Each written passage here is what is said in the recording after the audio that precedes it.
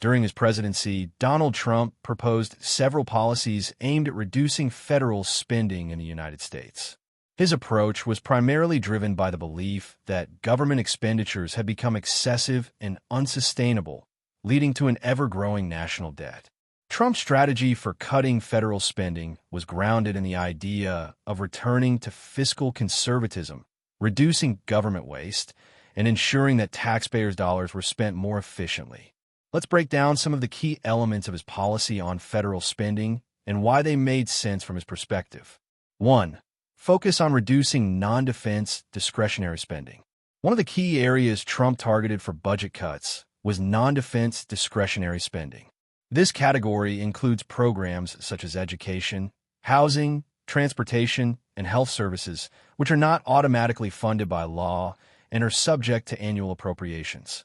Trump's administration proposed cuts in these areas with the intention of limiting the size of the federal government and reducing its influence in areas traditionally managed by state and local governments. Trump argued that many of these programs were inefficient, underperforming, or redundant. By cutting them back, he believed that the federal government could refocus its spending on more essential areas, such as defense and border security, while pushing for greater private sector involvement in social services. The administration's push to limit the growth of these programs was based on the belief that less government intervention would create a more dynamic and competitive economy. 2. Reducing government regulations. Another major aspect of Trump's fiscal policy was the reduction of government regulations, which he argued were stifling business innovation and increasing costs for both consumers and businesses. By cutting regulations, he believed companies could operate more efficiently, thus reducing the need for government spending in other areas such as enforcement and compliance. Trump's executive orders aimed at eliminating 2 regulations for every new one enacted were part of this broader strategy. In the context of federal spending, less regulation meant less money spent by agencies to enforce and administer rules. This not only aligned with his goal of limiting government, but also sought to stimulate economic growth and reduce long-term federal outlays by cutting red tape. 3. Tax cuts and the impact on spending. Trump's administration enacted the Tax Cuts and Jobs Act of 2017, which significantly reduced corporate tax rates and provided tax relief for individuals. While this move was often viewed in terms of its potential to stimulate economic growth, Trump and his supporters also argued that the tax cuts could help reduce the need for certain types of government spending.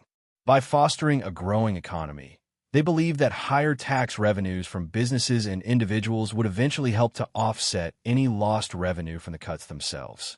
In theory, a more robust economy would also reduce the need for government intervention in the form of welfare programs, unemployment benefits, and other forms of federal spending designed to assist those in need.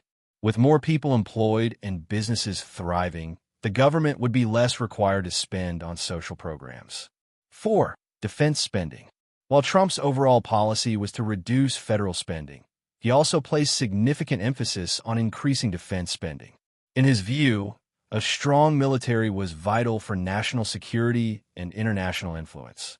However, his administration's push to increase defense spending was often balanced with calls for reducing spending in other areas, such as foreign aid and international commitments, that he believed were less essential to U.S. interests. For Trump, defense spending was seen as an investment in national security that would ultimately protect the U.S. from foreign threats, ensuring a stable environment for economic growth and reducing the potential costs of wars or conflicts. He also pushed for NATO allies to contribute more to defense spending, reducing the U.S.'s financial burden in international defense commitments. 5. Privatization and streamlining government functions. Trump also expressed support for privatization, aiming to reduce government spending by outsourcing certain services to the private sector. His administration explored selling off certain federal assets, such as airports and other infrastructure, to private companies that could operate them more efficiently. The rationale was that the private sector could provide services at a lower cost and with better quality than the government.